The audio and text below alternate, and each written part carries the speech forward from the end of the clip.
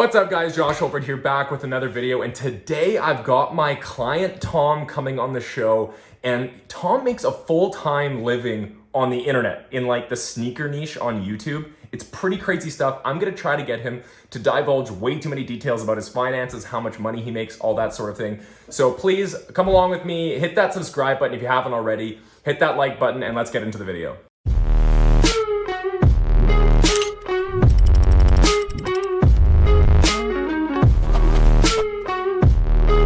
So Tom, thank you so much for joining us. Many of you guys have probably seen Tom in some of my prior videos. Like if any of the videos have like really nice shoes in the thumbnail, this is the guy where they're coming from. And even today you were showing me you had another pair of Dior's. Yeah, I bought 2 pairs of shoes for $22,000. That's insane. I didn't even know shoes went that high. Like I don't know. Yeah.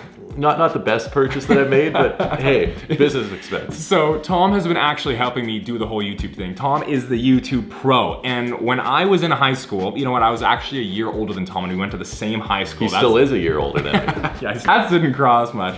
And yeah, like we were in different grades and we actually probably went to a pretty cliquey school overall. Yeah, I may have said 20 words to you throughout high school. Yeah, throughout the entire thing. But then afterwards, the craziest thing happened because I remember, and I'm gonna say something that's kind of mean. Okay, oh, whoa. No, the other way. Oh. Yeah. I remember, and you probably remember this as well, like when Are you about to like break my heart here? Yeah, absolutely.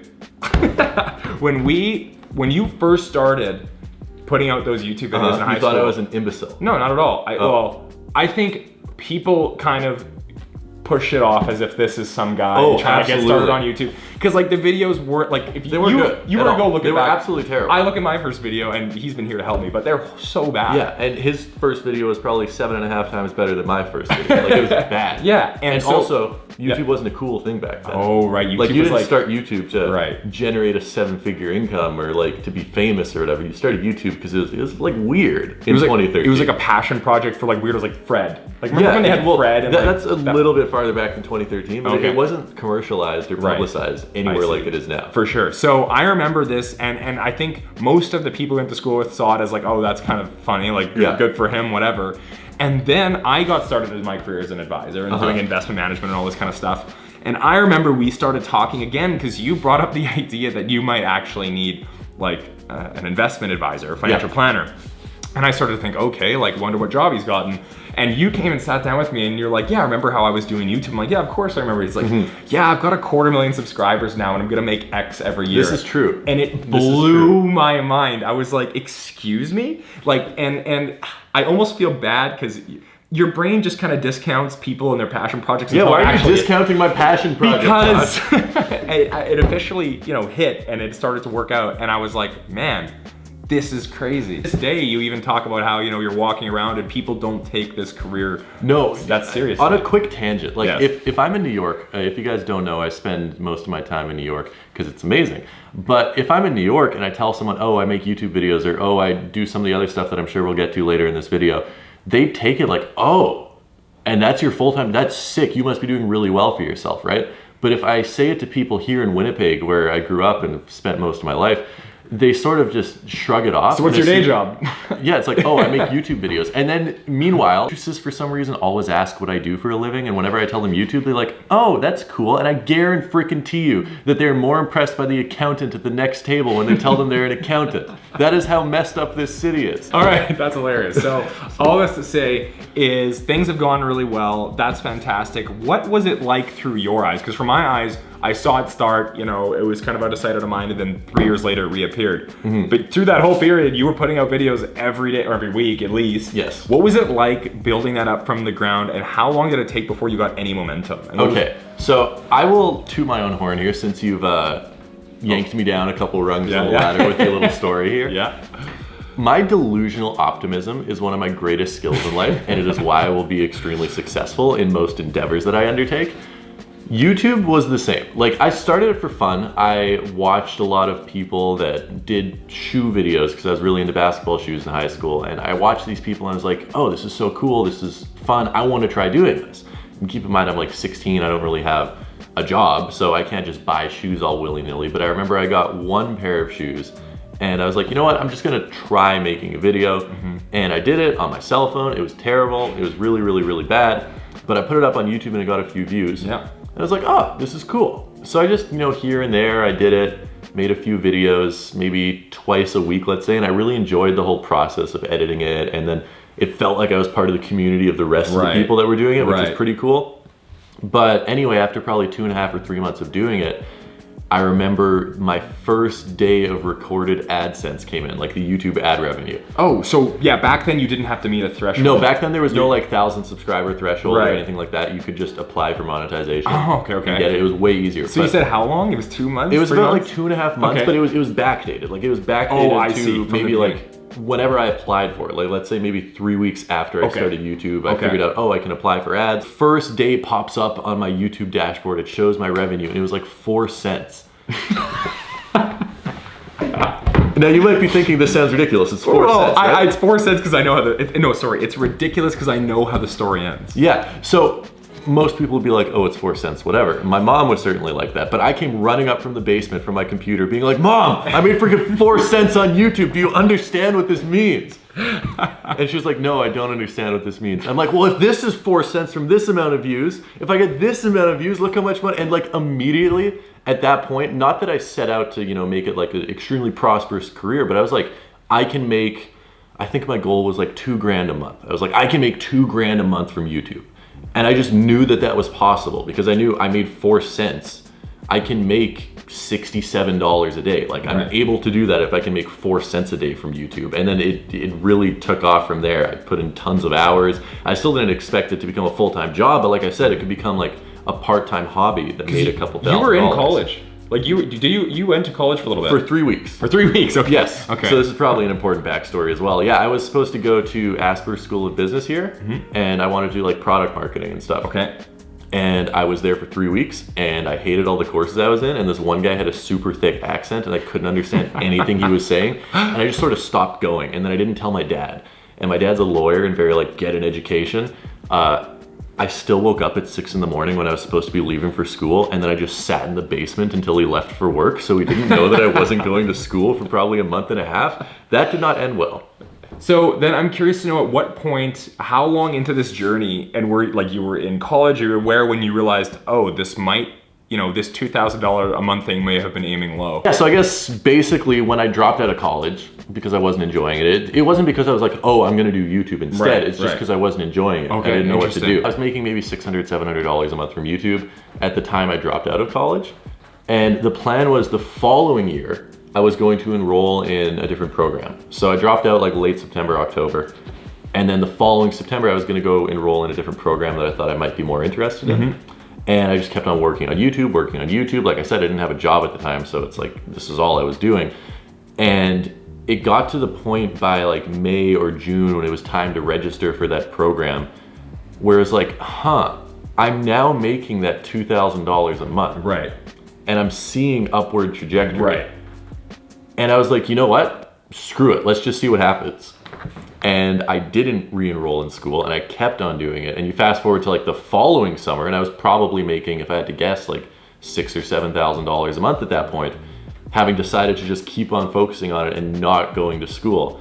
So it worked out. That's crazy. Probably mostly by luck, but it worked out. So that's insane. So recounting this, I mean, I think a lot of people are, like me included, like opening ourselves up to the idea that maybe the online world is a really cool area to venture into if we want to advance our career. It's a very cool world to enter into. Or if you want to like have even a side hustle or create some sort of extra form of income if you have something you're passionate about and you have something that you're willing to put the time into producing content on. In your, let's say, journey doing this from the beginning, you have probably met some pretty crazy people. And I know like there's been insane stories I've heard of you, like, who was it? Nike flies you out to NBA All-Star Weekend or different events like this for promotions and different things. Like there's so many cool opportunities you run into. What are some other crazy people that you've met who have a story where they've developed a skill of making money on the internet or building their living on the internet? Wow, okay, so let me tell you, being successful at a young age is a great way to ruin your self-esteem, which you might think is so backwards, right? Because, oh, you're successful, why would that ruin your self-esteem?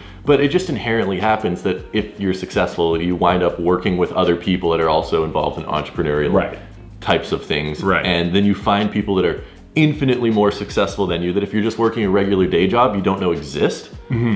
So I have friends that will professionally arbitrage things online. Your audience knows what arbitrage means. I hope so, but run it back to them just in case. Basically what this guy does, it's absolutely fascinating. On top of, he started a bunch of businesses and he runs a lot of stuff. But right now, basically what he does is he'll find things at Target that sell for $20. Like let's say it's an inflatable kiddie pool that sells for $20. Like let's say he's buying them in New England, he'll find people in California that want to buy them for $32 instead of $20, then he'll buy 800 kiddie pools at Target and sell them to people in California for $32. And he'll do this with everything, like he does with Pokemon cards, sports cards, he does it with space heaters, like outdoor space heaters. This has to be like a logistical nightmare. Like is he I'm warehousing sure. them? Like he's constantly shipping pallets on trucks and stuff like that. That's crazy. But it's so cool. And he makes well in excess of 7 figures a year doing it. That's crazy. It's absolutely insane. And did it all start from having an online audience? So or did it grow it all started same as me from making sneaker YouTube videos. And obviously he went to an entrepreneurial school, which I didn't,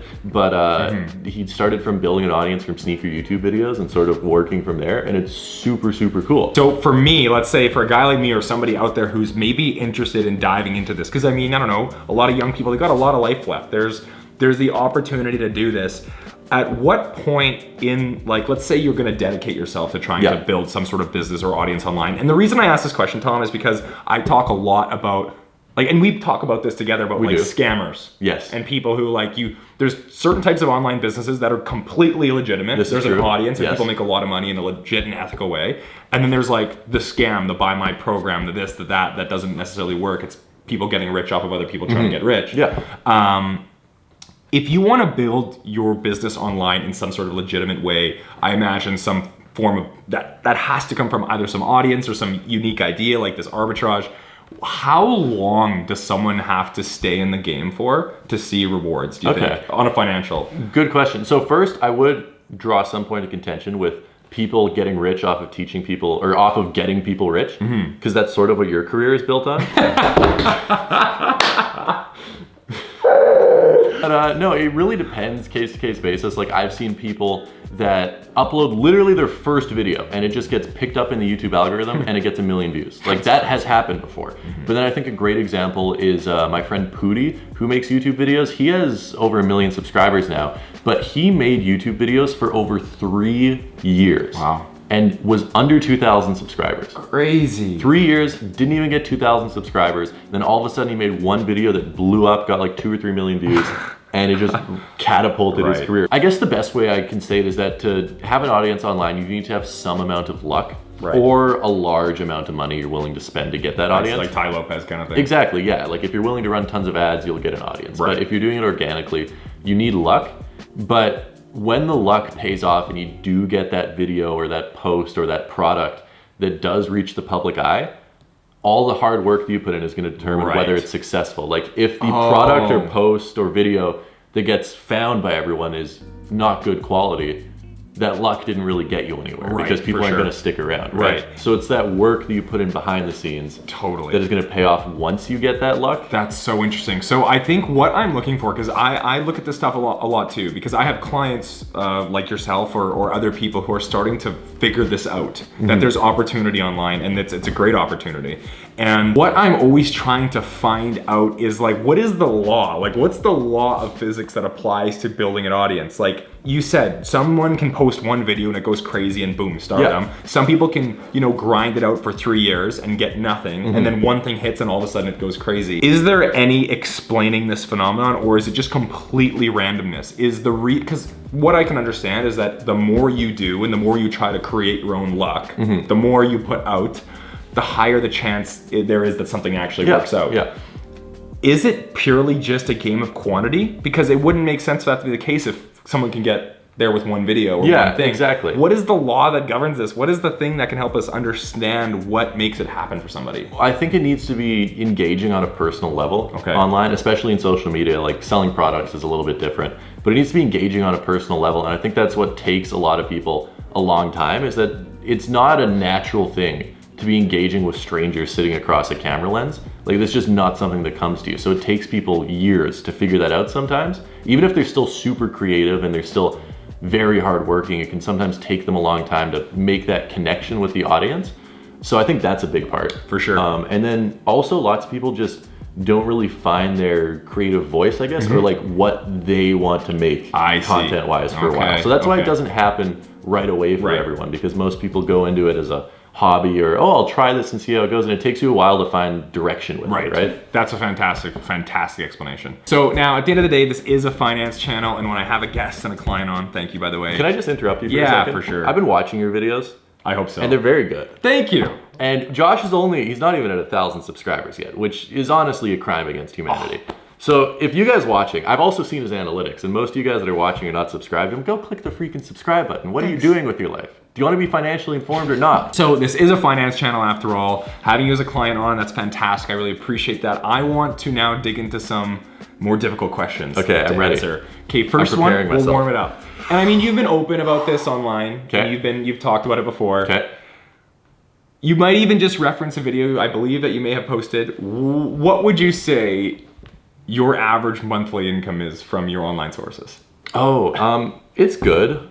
It's a good number. I did make one video one time, which I'll just reference. Yeah, for sure. Because it does fluctuate month to month. You know, it's not like a paycheck or whatever. But one month I was fortunate enough to make $71,000 in a month. I made a video breaking down the income streams from that. But that was a little bit higher. I'd say on average, 50 maybe. I feel bad saying that. I don't know why. Why is it that you feel, that's a good question. Why do you feel bad saying that?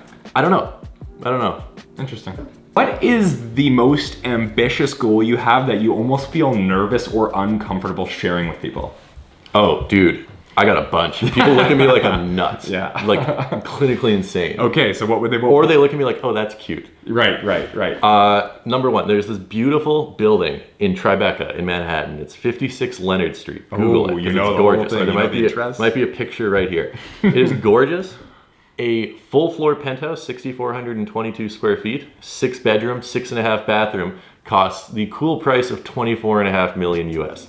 So that is something I would like to purchase. That's awesome. And when you talk to somebody who's like, and like, obviously this is no offense to some people, but it's like some people are plebs. Yeah, you're talking to someone who's grinding away for minimum wage, and it's like, I've had these conversations where you tell someone your aspirations, and it just doesn't seem like realistic. Yeah, and it almost feels like you almost feel bad because that person, number one, thinks you're joking. Number two, you almost for some reason feel guilty for having huge aspirations. I don't know. It's a weird. No, I know it's a exactly weird what you mean. Like I'll get weird reactions when people ask like, "Oh, what's your 5-year plan?" Oh, I don't expect to have that in 5 years, but what's your 5-year plan? And I'll tell them, and they're like, "Oh, haha, that's cool." Like, no, I'm quite serious with my 5-year plan. But yeah, I'd love to get that condo. Also, just like a nice little benchmark quantitative goal would be like, I'd like to achieve a net worth of $100 million. Oh, wow. That's a big one. Which is pretty ambitious. Which is something that you say and you're like, whoa. People say, you're like, whoa, that's crazy. Yeah. No, I feel pretty confident. Optimistically delusional, as we said earlier. Optimistically delusional, perfect. Yeah. So now you have an audience. There are massive benefits of that, like having the scale and being able to get your ideas out there and being creative. Being able to travel too, which is something you love to do. You're always kind of buzzing around. But the downside is that you have an audience. Yeah. What is the most embarrassing or the biggest mistake you've made in front of the most amount of people, aka your audience? Oh, it doesn't have to be live, camera. But it can be in front of the camera or being at some big event where you have to speak, or what was... nothing really comes to mind. Like, I've done things that are embarrassing, I guess, on camera, but it's not embarrassing. Right. Because it's like, it's funny. Like, when I do something embarrassing, like, I remember one time I was in Hong Kong and I fell off a ladder just because it was really slippery and my feet slipped off the ladder and I like smacked against the side of the wall. Is that on film? Yeah. Awesome. But it's not embarrassing to me because immediately, as long as it's on camera, I think, oh, that's going to be a hilarious video clip. Totally. So I no longer feel that embarrassment because it's just excitement. Totally. So I can't really think of anything that would be embarrassing. One piece of advice you gave me was to, and something that I'm battling with, is embrace the cringe. Yes. So absolutely. Can you explain embrace the cringe a little more for me? Okay, so I think lots of people go through life thinking they're cool. I got news for you guys. 99% of you are complete goofs, okay? And the more you embrace your goofness, the more people will like you. Ah, that's so interesting. And I even think, who knows, maybe that's a big part of the discussion we were having before about why it takes so long for somebody to have their content People want to put on this show for people, right? I feel like I'm still in that, where there's part of this party that's behind the camera and still wanting to keep up impressions and make sure I'm not saying anything too goofy and whatever. but you're saying embrace that side. That's kind of what helps. Oh, absolutely, yeah. You, by nature, have a career that is kind of always on unstable ground. Yes, correct. You have YouTube that could shut it down at any point. You have an audience that you could get canceled for saying one thing, and next thing you know, you're not It's selling. been close. Yeah. Do you live in fear that this stream of income could just go? Not fear, I think just realizing that that's probably an inevitability. Right. I think at some point, like, just like a TV show, right? Like, you have anomalies like The Simpsons or South Park that does run for decades and decades. But most shows have a shelf life. Most celebrities have a shelf life, right? Like, we're not all freaking out about what Christina Aguilera is doing today. So I think there's just an inevitability of that happening, but I used to be just gripped with fear. Right. Like, if I had 2 days where my views were lower than I would have liked them to be, I'd be like, oh my goodness, is my channel dying? What is happening? This is the end of everything. I'm gonna need to go flip burgers or something. Now I've been able to grow enough exterior income streams that aren't solely dependent on me bringing in views every day. Where, yes, obviously it's lost money and I wouldn't be happy about it if it did dry up, but I also wouldn't be, you know, begging for change, and I still have other businesses that I'd be able to pay the rent with and whatever. Right, and that's the thing that, like, dealing with entrepreneurs and people who own businesses, like in wealth management, one thing we learned really quickly is that that's kind of the price you pay. It's the trade-off you make for doing your own thing, for having your own business, for, you know, going out into the wild and doing things on your own, is you're always gonna have that feeling in the back of your head like this could end at any moment. A business person has to have faith that their income stream is going to continue. And that's something you grapple with as a business owner. It could fall apart at any point. But you could argue that it's better to know that you need to have faith as opposed to being an employee having blind faith that your company is just going to continue moving onwards. You know what I mean? If you're getting your paycheck, you just have that blind faith like that paycheck's going to come again. But your company could go under just as if like the business. So anyways, that's maybe besides the point. I kind of just disproved my own argument. I think actually though, it's almost better to not have that reliability. Like, if you're striving for something, the fact that whatever you're doing could poof at the blink of an eye, I think almost pushes you to do more exceptional things. Unreal. Because you have that fear, I guess, or that anxiety or realization that it will eventually not exist. So you're like, oh, well, what else am I gonna do? Oh, well, what else am I gonna do? What else am I gonna do? I see. Because you can't just sit back and be like, well, this is working now, because in 5 years, it's not going to be. That's fascinating. Unreal. Okay, so last question I have for you is this. A lot of people see, okay, that's making quite a bit of money and he doesn't have a boss and he gets to travel, and it's like, you look at this situation, a guy like me looks at the situation like, man, you got it all. That's unreal. This is true. I do. He does have it all. We all know that's not the case. I know, for instance, like, everybody has some sort of battle. As good as it might look on the outside, you still have your own worries and ambitions and things that aren't working out. What is it from day to day or week to week that is like the biggest negative or the weight on you? What is like the weight that you struggle with or you worry about, or something that's just kind of always on your mind taunting you? This is gonna sound so bad. You guys are gonna kill me. They're hard questions. Let's see if we can kill Tom. This is just gonna sound so first world problem-y. Right. My biggest like anxiety or weight over my head on a day-to-day basis is, what is the trajectory of my life? I see. And like, where am I going to end up at 70, and is this putting me on course to do it? Like, what is my action today of me sitting down and playing NBA 2K or reading this book or filming this video or whatever? What trajectory is this putting me on for when I'm 70? Totally, and that makes you completely guilty when you relax. Exactly. Like, you can't relax. Absolutely. Okay. That's really fascinating. Which is such a dumb issue to have. But I don't think it is. Like, I mean, here's the thing, and sorry, I'm gonna go on my own little thing here. I think that people feel as if they were to achieve some future state of their self, like they were to become a business owner and they make all their own money, or they start making that desired level of income that they finally want, that there's some place they get to where everything is just stable and nice and free and there's no more problems. Well, I think there's definitely places where things can be stable. Sure. But there's not going to not be problems. Do you get to like nirvana with mental peace where, because you have so much external security, you feel like you have no more issues in life? Well, I don't really feel like I have issues per se. Like, I'd say my life is pretty good. I also don't like expect a ton. Like, I expect there to be issues, which I think almost negates them from being issues. Right. If they're already expected, if that makes any sense. But no, I don't think it's so much issues is just me being like way too hard on myself. Sure. Okay. I must just be depressed then. Probably. Tom, it's been fantastic having you on. Thank you so much for doing this. I appreciate it, by the way. And thank you for all of your help over the last month. It's been amazing not to have to, learn every single thing the hard way, although we have had some difficult moments. Guys, the saddest thing about this is that Tom, who has been my mentor and he's been my guide on this journey, is moving to Toronto this week. I thought you were going to say I was dying or something. Tom, I got worried. Tom's moving to Toronto and he's not going to be able to help me out as much. Maybe remotely he'll be able to help out, but thank you so much for that. And I wish you the best in your journey to Toronto. So cool. Other than that, anything else you want to say to our audience? Yeah, guys, thank you for watching. Make sure to hit subscribe, push all the post notifications and more post notifications and all of the post notifications as well. And until next time.